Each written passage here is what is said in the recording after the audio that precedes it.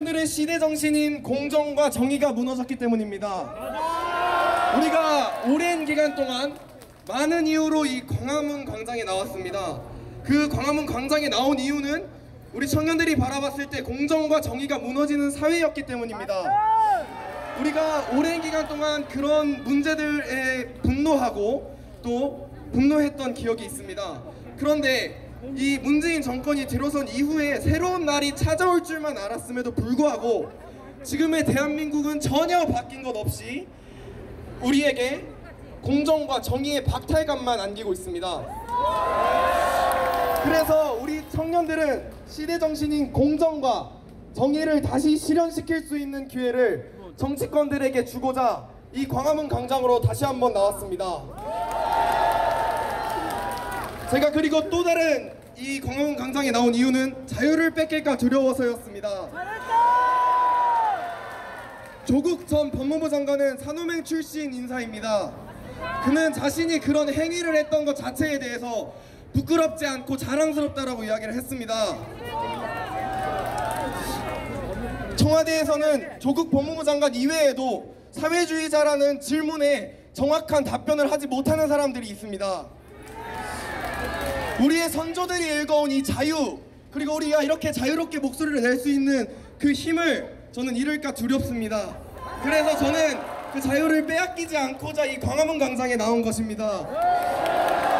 안타깝게도 조국이 사퇴하고 그 자유를 이제 더 이상 빼앗기지 않을 것이라고 생각하는 사람들이 있습니다. 그런데 저는 조국으로 끝난 것이 아니라 이제는 그 서막이 열렸다고 생각합니다. 현 정권 유지를 위해서 독립되어야 하는 그 검찰을 견제하려고 자유를 흔드는 공수처를 만들려고 저들은 하고 있습니다. 그들은 사회주의라는 사상을 아직 버리지 못한 것으로 보입니다. 검찰개혁이 필요할 수는 있습니다. 그러나 공수처는 검찰개혁의 일원이 아닙니다. 자유를 빼앗고 권력을 세습하는 일원입니다. 그런 악법기관이라는 사실을 우리는 기억해야 합니다. 우리가 속아서는 안 됩니다. 그래서 오늘 집회를 시작으로 이제 조국 사태가 벌어지고 이에 대해서 오갔던 그 여당 인사들의, 특히 민주당 인사들의 몇 가지 발언을 한번 재조명해 보도록 하겠습니다. 얼마 전 보도에 따르면 조국 전 법무부 장관의 동생이 구속영장이 이제 두 번째 청구 끝에 발부되었고, 또 조 전 장관의 아내가 이제 정경심 교수의 구속기한 역시 연장되었습니다. 박수 한번 치겠습니다.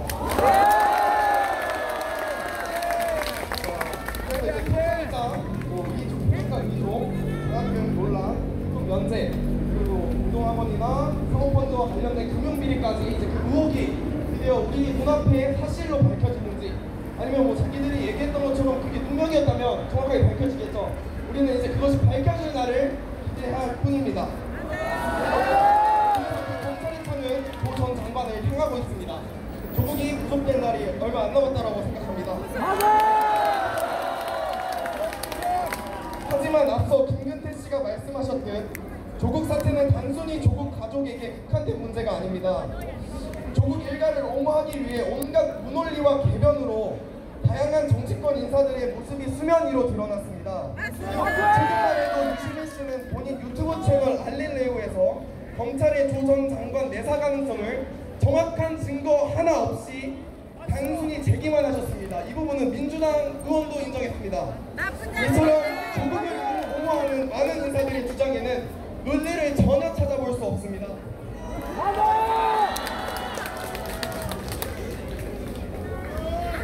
심지어 조국 사태가 종결되는 것 같은 정국으로 전환이 되자 청문회 및 다양한 발언대에선 조 전 장관을 옹호해야 하였던 국회의원들의 내년 총선 불출마 선언이 이어졌습니다. 그분들의 표현을 빌려보자면 사상 최악의 20대 국회에 대해서 책임을 지겠다라고 책임을 통감하시는 듯 말씀하셨습니다. 하지만 과연 그분들이 정말 책임을 통감하시는 것일까요? 당판 논리가 아닌 이성과 정의의 관점에서 조국 사태를 바라보셨다면 애초에 그런 책임이 있었을까요? 그리고 최악의 국회가 과연 되었을까요? 저희는 모두 불과 3, 4주 전 이 광화문 광장에 나왔던 기억이 있습니다. 그때 광화문 광장을 가득 채운 국민들의 목소리를 저는 기억하고 있습니다. 저희가 열심히 저희만의 목소리를 낼 때 정치권에서는 집회를 고작 편가르기 수단으로만 인식하였습니다. 맞아요. 집회에서 어떤 주장을 했는지 전혀 중요하지 않았고 네 편이 누구냐 내 편이 누구냐 나누고 서로 수싸움하는 것에 급급했습니다. 그럼 이런 사태는 왜 일어난 것일까요? 조국 사태가 국민들의 분노를 끌어온 지점은 여러 곳에서 존재합니다. 저희도 수많은 지점에서 분노를 하고 또 외쳤습니다. 그중 가장 큰 분노를 불러일으켰던 지점 중 하나는 앞에서 보이는 페이스북 글입니다. 청문회 뉴스를 조금이라도 보셨던 분들은 잘 아실 겁니다. 이는 야당 측에서 조국 자제분의 병결 휴학 관련 서류를 제출하라는 요청에 페이스북 글을 제출했던 그 장면입니다. 맞아요. 여러분, 초등학생도 병결 인정을 받으려면 진단서를 떼고 가야 됩니다. 안 그렇습니까? 그리고 성산에 오는 대학생이 대학에서 병결 휴학을 내겠다는데 그거를 페이스북 글을 떼가는 사람이 어디 있겠습니까? 안 그렇습니까? 흔히들 이따본가로 잘 알고 계시죠? 한글날 서울대 인턴십 예정 증명서에서도 언급을 했던 적이 있습니다.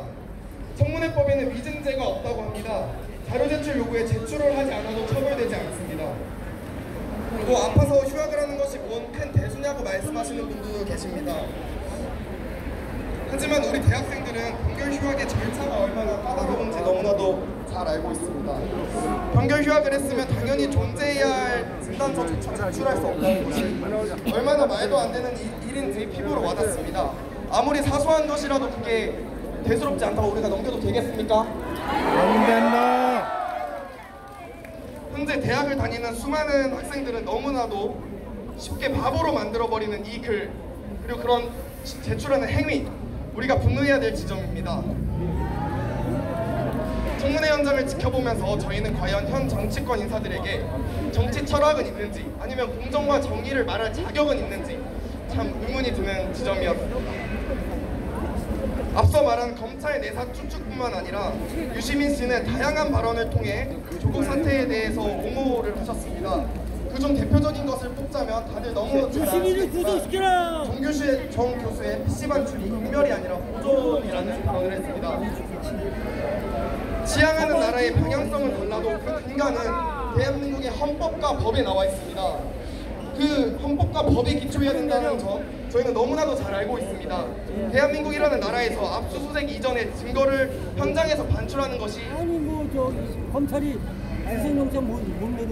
증거 인멸 행위라는 것을 우리 대학생들도 너무나도 잘 알고 있습니다. 이는 법에 명시되어 있는 것이고 수사 과정에서 기본이 되는 부분입니다.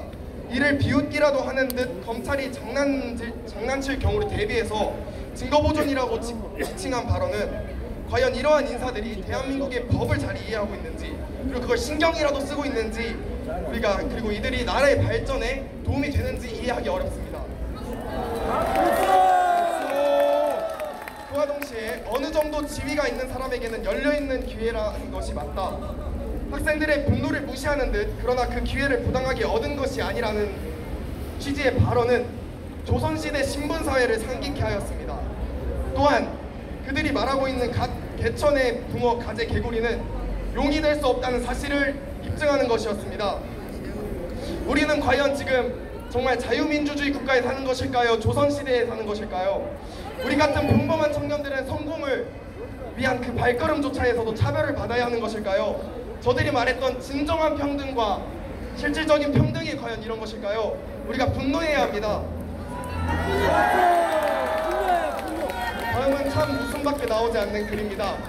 경찰대학 교수로 재직했던 분이 과연 조국 민정수석 ATM기 입출금 관련 의혹에 대해서는 어떻게 평가하시고 말씀하실지 실로 궁금해지는 발언입니다. 당사자를 포함한 주위 사람들에 대해 의혹이 계속해서 밝혀지고 있고 구속수사 진행 중에 있습니다.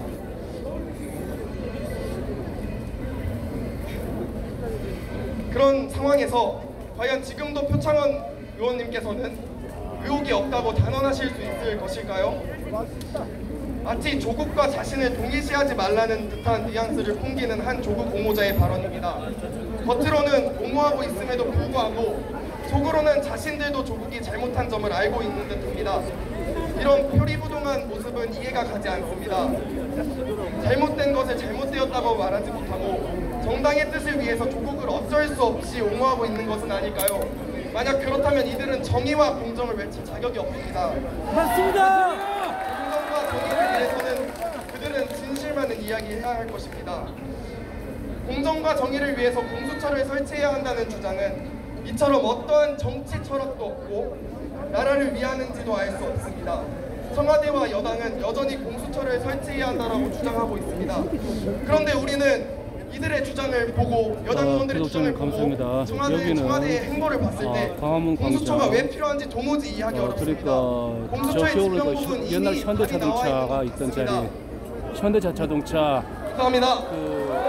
인도에서 서울에 있는 대학생 아이들이 공수처 반대한다. 네, 그 내용을 가지고 연세대학교 집회를 하고 광주시의 있습니다. 가슴 뜨거워지는 여기 이제 발표였습니다. 스카이장들 나오고 그러는데 많은 큰 박수 다시 한번 부탁드리겠습니다. 이렇게 나와 있습니다. 네, 지금 현장에 800여 분이 함께 해주시고 계십니다. 우리 모두 서로에게 큰 박수 한번. 감사합니다. 자, 여기 모이신 분들 다 같이 구호 한 번 더 외치고 진행하도록 하겠습니다. 제가 선창하면 여러분들 후창해 주시면 되겠습니다. 중국몽 따라쟁이 공수처는 꼼수처. 누굴 위한 정부인가? 우리도 국민이다. 이것이 정의인가? 대답하라 문재인. 네, 감사합니다. 네, 뒤쪽에 계신 분들, 뒤에 많은 분들이 계시다면은 조금 앉아서 뒤에 분들도 보실 수 있게끔 협조해 주시면 감사드리겠습니다.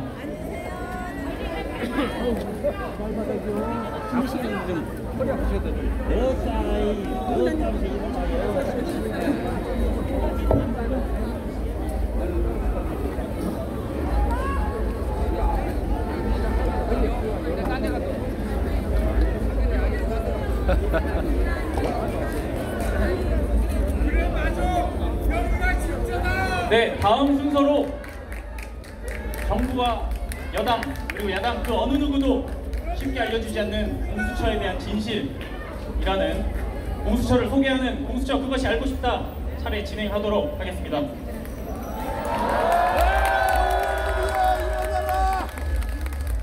네, 여러분 엊그제 리얼미터에서 이런 여론조사가 나왔습니다. 고위공직자 비리수사처 설치에 대해 찬성 비율이 무려 60%가 넘었습니다.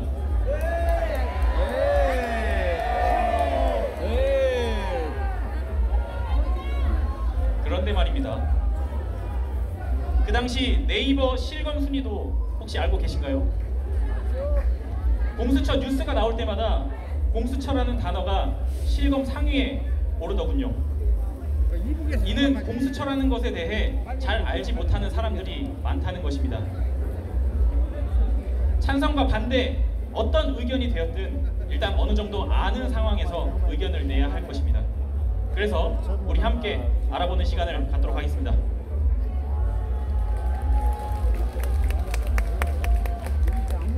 네, 고위공직자 비리수사처, 줄여서 공수처라고 합니다. 말 그대로 고위공직자의 비리를 수사하는 기관입니다. 여러분, 고위공직자라고 하면 누가 먼저 떠오르시나요? 문재인! 네, 그렇습니다. 저도 문재인 대통령이 떠오르는데요. 그런데 말입니다. 대통령은 헌법상 불소추 특권이 있어서 수사 대상은 되어도 기소는 당하지 않습니다. 그리고 상식적으로 어느 누가 대통령의 자리에서 본인 이름으로 직접 비리 행위를 저지르겠습니까? 가족이나 주변 사람들의 이름으로 하지 않을까요? 하지만 이들 역시 공수처의 수사 대상이 되지 않습니다. 원래는 가족도 수사 대상에 있었는데 누구의 입김이 작용한 것인지 빠지게 되었습니다. 여러분, 대부분 우리가 분노하는 부정부패는 살아있는 권력을 가진 곳에서 나오지 않습니까?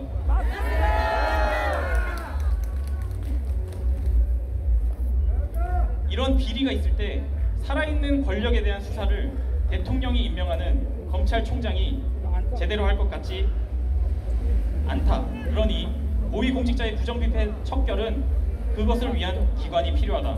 이것이 공수처 논의의 시작이 아니었나요? 예. 그런데 뚜껑을 열어보니 정작 필요한 부분은 빠져 있는 겁니다. 마치 팥 없는 팥빵, 정의 없는 정의당, 민주 없는 민주당처럼 말입니다. 필요한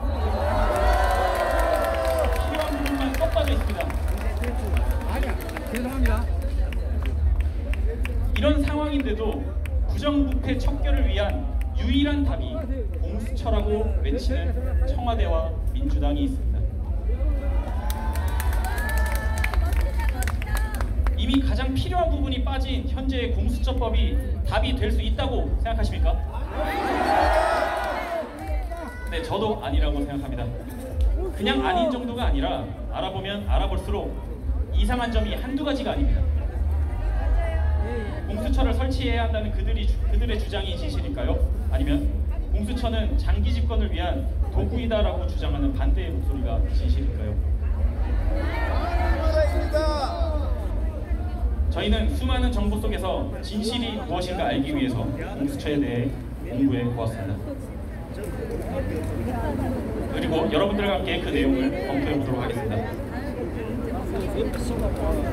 일전에 아주 정의로우신 한 앵커가 이런 얘기를 한 적이 있습니다. 악마는 디테일에 있다. 네, 악마는 디테일에 있는 법이죠. 그럴듯한 말 속에 숨어있는 디테일, 우리가 무엇인지 먼저 살펴보겠습니다. 먼저 공수처는 수사권과 기소권을 모두 보유하고 있습니다. 뭔가 이상합니다. 애초에 검찰개혁의 명목은 글로벌 스탠다드에 따른 수사권과 기소권의 분립 아니었나요? 개혁을 위해 공수처를 만들면 이제 공수처 개혁을 위해 또 뭔가를 만들어야 하는 건가요? 그리고 두 번째, 공수처는 수사 과정에서 우월적 지위를 갖습니다. 공수처는 배타적 관할권에 의해 일방적 판단으로 타 기관에서 수사하는 사건에 이첩이 가능합니다. 즉, 맘대로 자기들이 담당하겠다고 사건을 뺏어올 수 있다는 것이죠. 심지어 이렇게 빼앗아온 이후 시간을 질질 끌어도 이의 제기가 불가능합니다. 그리고 셋째로, 공수처가 기소할 수 있는 기소 대상은 법원, 검찰, 경찰뿐입니다. 대통령, 국회의원 등에 대해서는 수사를 할 수 있지만 기소를 하는 것은 불가능합니다. 그렇다면 애초에 공수처가 존재해야 할 이유가 무엇인가요? 비리는 법원, 검찰, 경찰만 저지르는 것인가요? 자, 여기까지 봤을 때 여러분은 어떤 생각이 드시나요?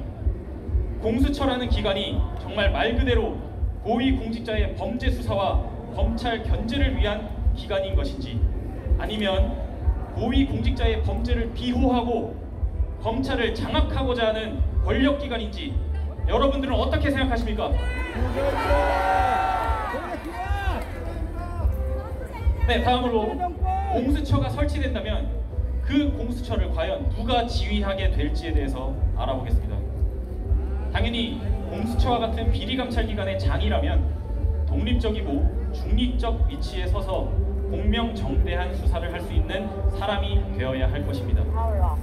현재 한국에 공수처가 생긴다면 공수처장은 7명으로 구성된 공수처장 추천위원회에서 6명이 동의해야만 후보자가 될 수 있습니다. 7명 중 6명입니다. 심지어 야당 추천위원회 동의가 없다면 공수처장의 후보가 될 수 없다고 하니 얼핏 보기에 매우 공정해 보이지 않나요? 함정. 여러분, 역시 이 안에도 악마적 디테일이 숨어 있습니다. 7명의 위원회 중 과반수 이상에게 대통령의 입김이 작용할 수 있다면 과연 공정하고 중립적인 공수처장 임명이 가능할까요? 하나씩 알아보겠습니다. 7명에 속해 있는 법무부 장관, 법원 행정처장은 대통령이 임명하거나 대통령이 임명한 대법원장이 임명합니다. 그리고 여당 추천 인사 2명, 대통령의 뜻을 반영하지 않을까요? 그리고 야당 추천 인사 2명, 이 2명이 정말 여당의 의도를 견제할 수 있을까요? 여당은 늘 한 개이지만 야당은 늘 2개 이상의 정당이 속합니다. 여당 이중대도 야당은 야당이 법이죠. 나중에 다시 말씀드릴 기회가 있겠지만 여기서 선거법 개정이라는 꼼수가 나오게 되는 것입니다. 선거법 개혁으로 야당 추천 2명 중 1명은 예를 들면 우리의 불의당이 추천 가능하게 되는 것입니다. 즉 여당은 대한변호사협회 회장만 잘 구워 삶으면 원하는 공수처장 후보를 정할 수 있게 됩니다. 그리고 우리는 이미 숱하게 봐왔습니다. 여러 공직의 후보자들의 청문회가 아무 의미 없다는 것을 모릅니다. 알지 못합니다.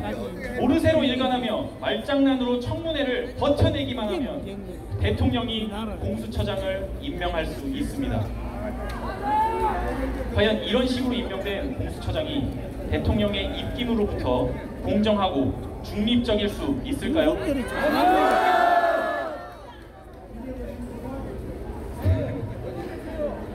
네, 그리고 공수처 검사 인사위는 대놓고 자기 입맛대로 휘두를 수 있는 구조입니다.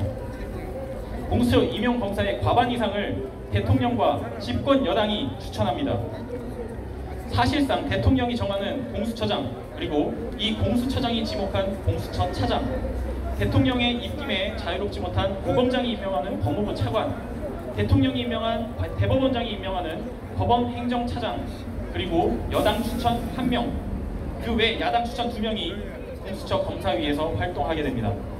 절대로 정치적 중립성이 보장될 수 없는 여당 인사가 대놓고 과반인 편파적인 상황입니다. 자, 우리 다시 한번 생각해 봅시다. 이 정부가 가장 잘하는 일이 뭐였죠?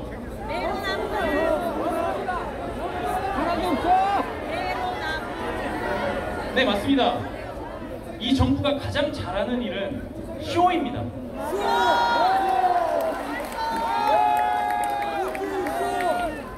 결국 공수처장 임명은 정치적 중립을 보장하는 척 국민을 속이기 위한 쇼일 뿐입니다. 홍미더 부패 예능 한 편 찍는 겁니다. 전혀 공정하지도 않고 중립적이지도 않습니다. 공수처장 임명이 쇼라는 증거는 수사를 진행할 실무자들의 구성에서 적나라하게 드러납니다.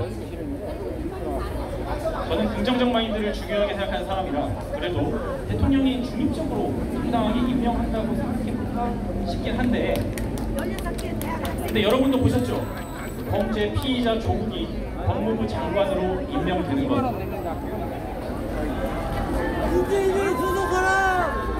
국민이 뽑은 국회도 막을 수 없었습니다.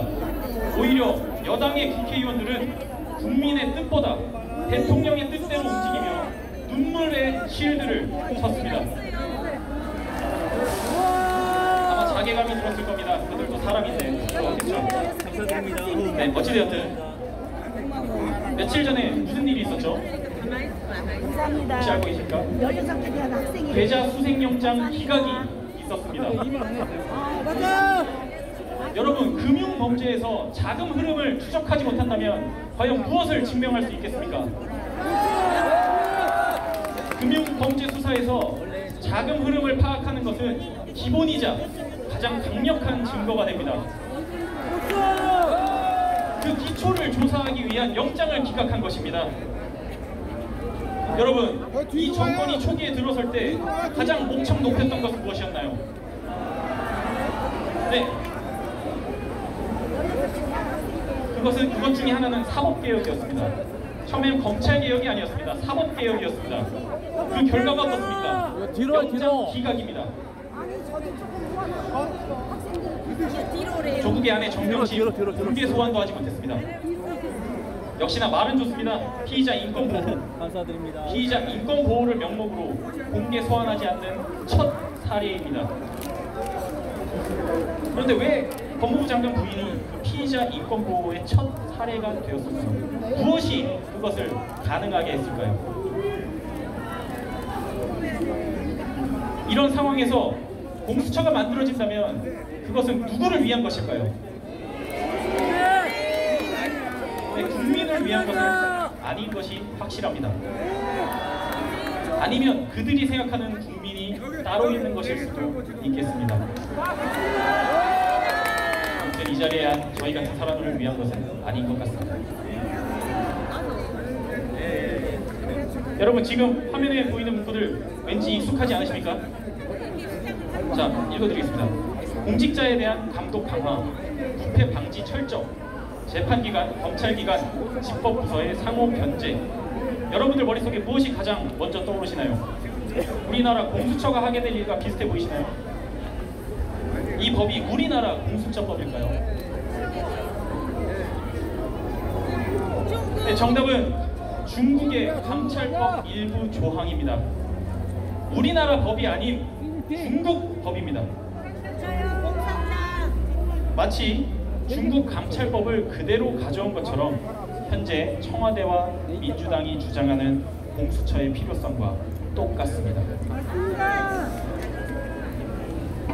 그래서 중국은 어떤가요? 이것이 중국의 현재 모습입니다. 2000년 전에 시황제가 다시 등장한 중국의 모습입니다. 부정부패 척결을 이유로 개헌까지 하며 신설한 중국 국가감찰기관. 그래서 현재 중국의 부정부패는 사라졌을까요? 대한민국도 한국판 국가감찰기관인 공수처를 설치해도 괜찮은 걸까요? 이미 절대적 권력을 가지고 있는 대통령입니다. 그 절대적 권력을 입맛대로 휘두르는 대통령에게 주어지게 될 또 한 자루의 칼. 대한민국에서 독재자가 등장하는 일이 절대 일어나지 않을 일이라고 누가 확신할 수 있겠습니까? 살아있는 권력에 엄정하라. 누구의 말이었나요? 살아있는 권력에 엄정하지 못한 것이 검찰에 대한 국민의 불신을 키웠고, 살아있는 권력에 대해 정당한 검찰권을 행사하는 것이 검찰개혁 아니었나요? 지금 이 순간 살아있는 권력에 대한 정당한 검찰권을 방해하는 것은 누구인가요?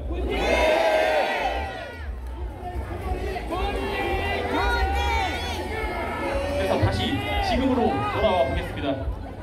갖은 어려움에도 수사가 진행되고 있는 조국 사태, 만약 공수처가 설치된다면 어떻게 될까요? 공수처라면 조국 수사가 가능하겠습니까? 여태까지 정권의 입맛대로 수사해온 검찰, 그래서 논의된 공수처. 그런데 지금의 법은 검찰 위에 검찰, 그리고 그 위에 또다시 대통령. 과연 누구를 위한 법일까요? 이것에 개혁이라는 말을 붙일 수 있을까요? 대체 이 법은 누구를 위한 것입니까?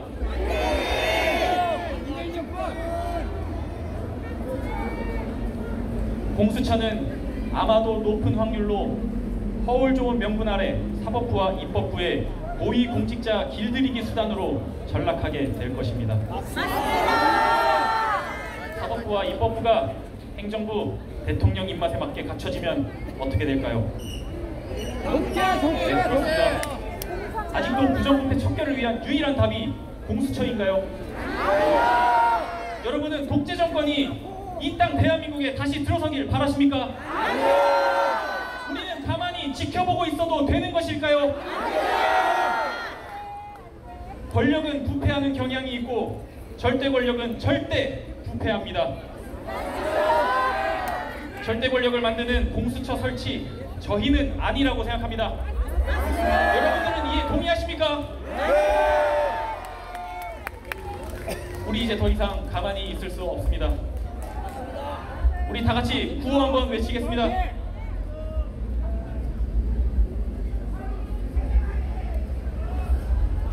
중국몽 따라쟁이 공수처는 꼼수처. 중국몽 따라쟁이 공수처는 꼼수처. 우리도 국민이다. 이것이 정의인가? 대답하라 문재인. 네, 감사합니다. 그리고 다시 한번 저희가 홍보 드리도록 하겠습니다. 저희 공정추진위원회는 서울대 집회추진위원회에서 출발한 지속적으로 우리 사회의 공정에 대한 열망을 모아 행동해 나가고자 하는 그런 단체입니다. 앞으로도 많은 관심, 호응, 응원 부탁드리겠습니다.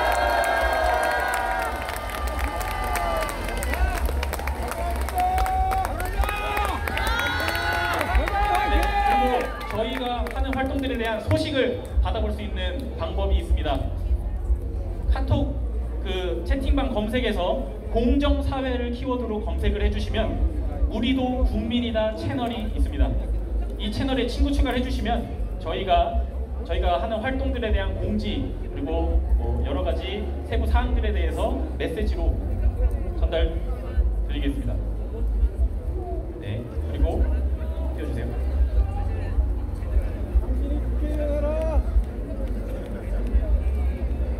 네, 다시 한번 말씀드리겠습니다. 그 카톡 그 채팅방 검색 그 창에서 공정사회라고 검색을 해주시면 우리도 국민이다 카카오톡 채널이 있습니다. 이 채널을 친구 추가해 주시면 저희가 하는 활동들에 대한 메시지 공지를 받아보실 수 있습니다.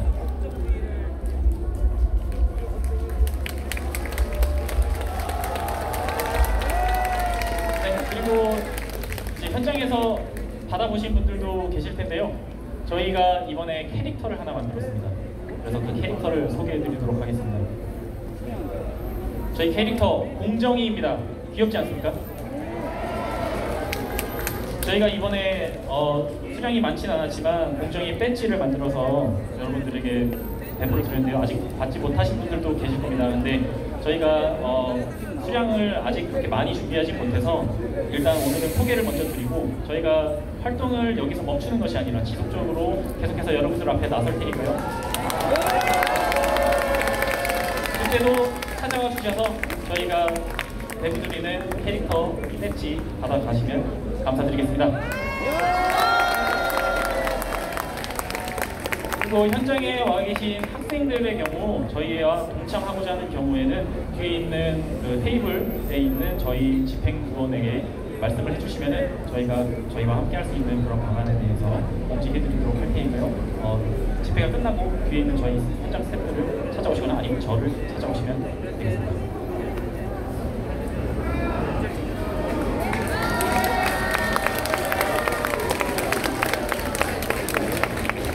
네, 그리고 다음 순서로 저희가 집회를 시작할 때 테이블 앞쪽에 여러분들이 생각하는 대한민국 불공정 네, 감사드립니다. 네, 감사드립니다. 네, 저희가 집회를 시작할 때 이제 테이블 앞쪽에 당신은 어떤 대한민국 불공정에 경로하셨나요? 라는 제목으로 투표를 진행했습니다. 그 숫자 세셨나요? 안 됐어요?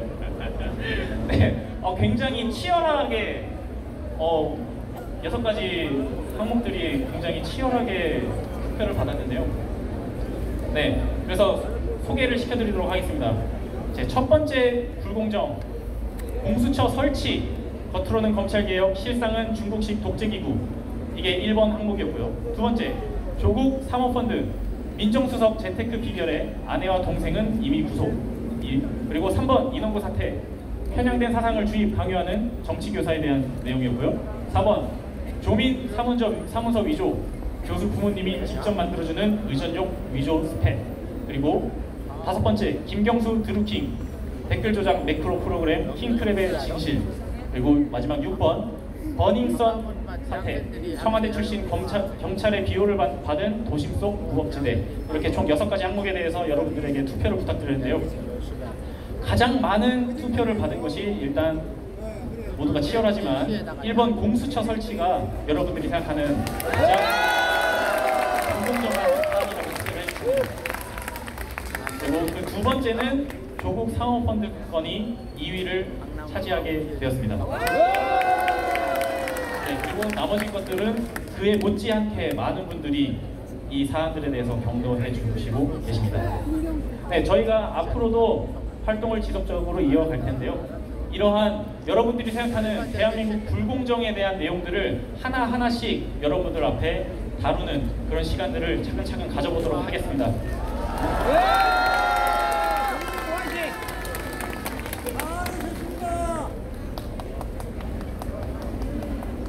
네. 그리고 이제 제가 마무리 발언으로 이번 집회를 마무리하고자 하는데요. 하기 전에 다시 한번 구호를 외쳐봐야겠죠. 네, 구호 외치겠습니다. 중국몽 따라쟁이 공수처는 꼼수처. 누굴 위한 정부인가? 우리도 국민이다. 이것이 정의인가? 대답하라 문재인. 더 크게 한 번 더 가겠습니다. 중국몽 따라쟁이 공수처는 꼼수처. 누굴 위한 정부인가? 우리도 국민이다. 이것이 정의인가? 대답하라 문재인. 네, 감사합니다.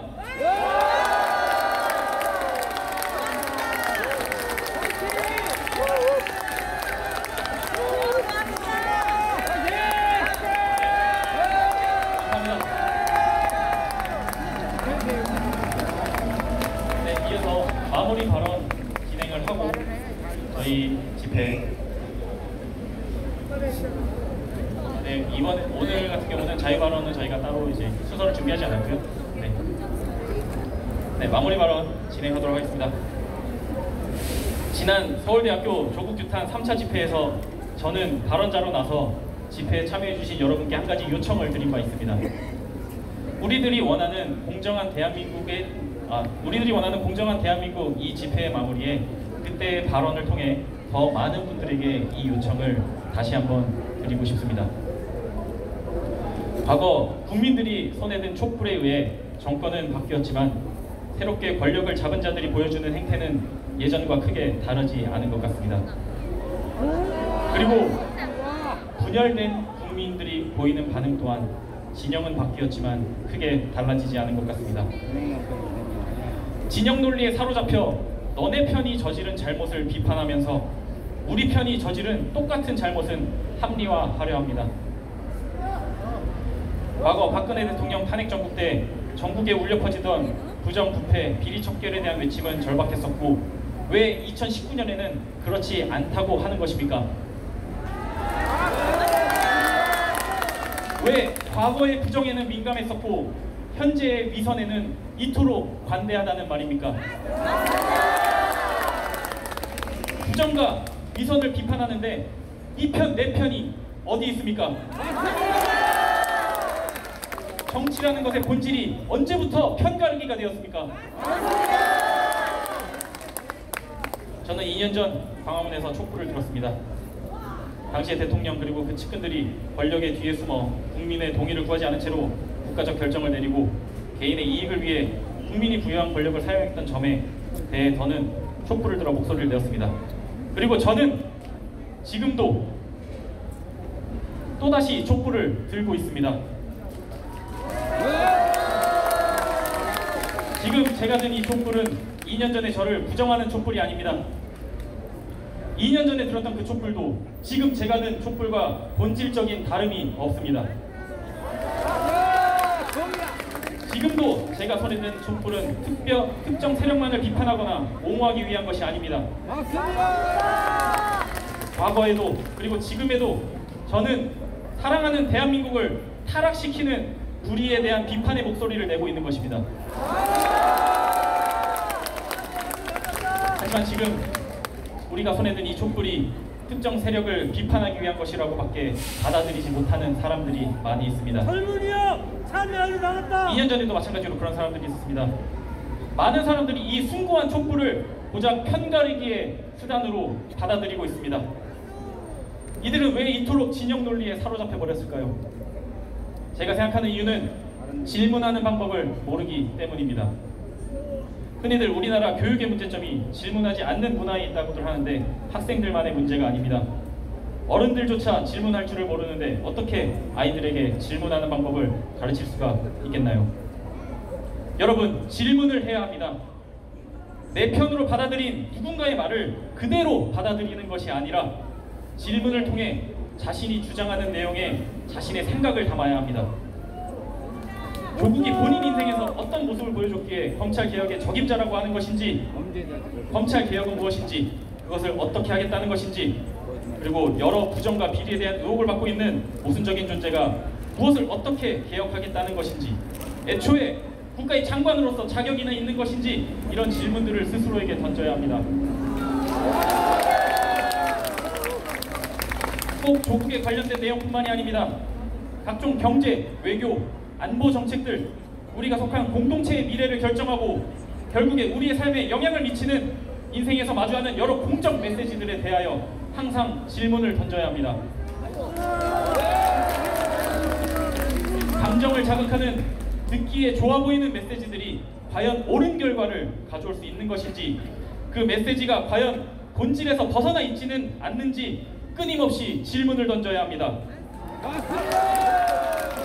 그래야만 우리가 우리의 생각의 주인일 수 있기 때문입니다. 생각의 주인이 내가 아니라면 나는 누군가의 정신적 노예일 수밖에 없습니다. 누군가의 이익을 위해 도구로 쓰여지는 노예가 되는 것입니다. 더 큰 불행은 스스로가 그 사실을 인지조차 못한다는 것이죠. 여러분, 자유가 무엇인가요? 먹고 싶은 거 먹고, 가고 싶은 데 가고, 하고 싶은 거 하는 것, 그것만이 자유인가요? 육체적 자유만 충족되면 되는 것인가요? 아닙니다. 그에 못지않게 정신적인 자유 역시 중요합니다. 어떤 형태이든 자유는 쉽게 얻어지는 것이 아닙니다. 정신적 자유도 마찬가지입니다. 스스로가 끊임없이 질문하고 의심하고 고민해야지만 내 생각의 주인이 내가 되는 것입니다. 저는 단언할 수 있습니다. 지금처럼 이렇게 사람들이 정신적 노예가 되어가는지도 모르고 안일하게 살아간다면 머지않은 미래에 육체적 자유 역시 어떤 형태가 됐든 빼앗기게 될 것입니다. 자유는 거저 주어지는 것이 아닌 쟁취해야 하는 것임을 기억해야 하고, 자유를 빼앗기는 것에 위기의식을 느껴야 합니다. 그래서 저는 여러분들께 간곡히 요청드리겠습니다. 끊임없이 질문해 주십시오. 먼저 본인 자신에게 끊임없이 질문해 주십시오. 그래서 내 생각의 주인이 나임을 확실하게 해 주십시오. 내가 추구하는 바의 본질이 무엇인지를 확실하게 해 주십시오. 그리고 아직 스스로에게 질문을 던지지 못하고 있는 가족, 친구, 애인, 선후배들에게도 질문을 던져 주십시오.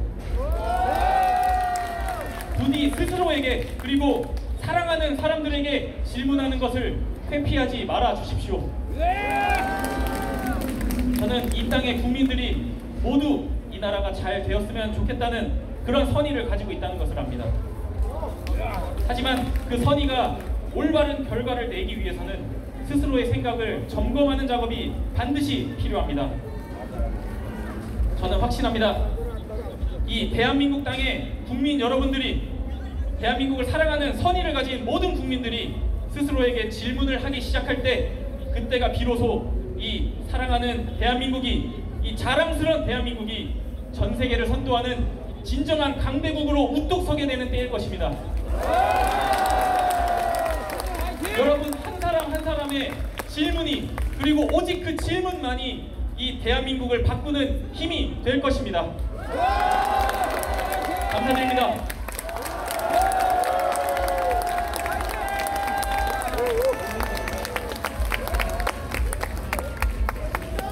자, 저희 마지막으로 구호 한 번 더 외치도록 하겠습니다. 여러분들 피켓을 높이 들고 큰 목소리로 구호 외쳐주시길 부탁드리겠습니다. 자, 구호 외치겠습니다. 중국몽 따라쟁이 공수처는 꼼수처. 누굴 위한 정부인가? 우리도 국민이다. 누굴 위한 정부인가?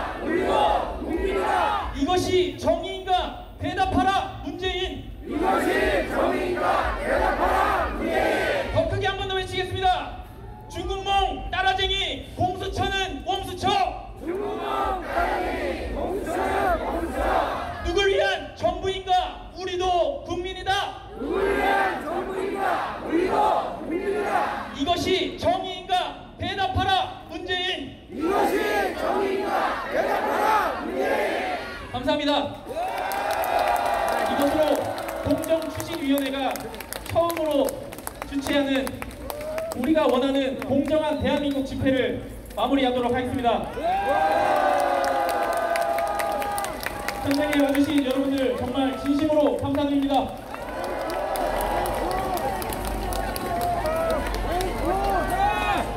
네, 감사합니다. 그리고 공식적으로 마무리를 하고 해산하도록 하겠습니다.